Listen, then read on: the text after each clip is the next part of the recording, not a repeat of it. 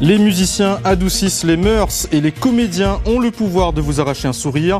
Et surtout lorsque vous êtes hospitalisé, ça le Chor à Saint-Paul l'a bien compris.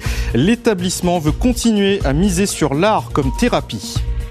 Le soin, ça peut passer aussi par le sourire, le plaisir, avec ce que l'on appelle la thérapie par l'art. Et c'est ce que les patients du Chor à Saint-Paul ont pu expérimenter auprès de comédiens et de musiciens du 31 décembre au 4 janvier. Des artistes qui ont remis ça ce matin, spectacle auquel Céline Lachimi et David Dijoux ont assisté.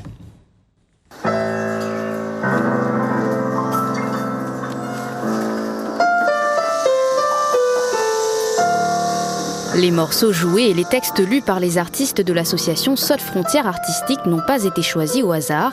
Ce sont des poésies et des musiques locales qui font du bien aux patients. Quand on est dans un lieu de soins, on n'a plus de sensations. On sent plus d'odeur, on voit plus de couleurs, on est toujours, vous voyez. Donc on essaie de raviver les 5 sens. C'est pour ça qu'on a aussi une boîte sensorielle quand on est dans les chambres où on fait sentir la vanille, le feu de bois, des choses qui rappellent et les souvenirs s'enclenchent. Entre le 31 décembre et le 4 janvier, des spectacles de ce type ont été donnés dans les chambres.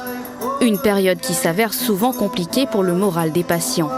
L'objectif était donc de leur permettre de s'évader à travers l'art, qui est un autre aspect du soin.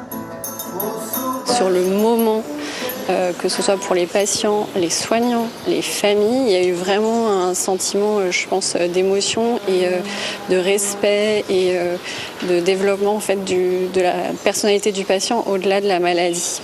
On est convaincus que cela participe à leur établissement et à leur mieux-être.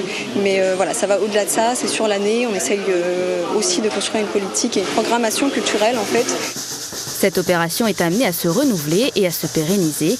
Un moment fort en émotion, autant pour les patients que pour les artistes.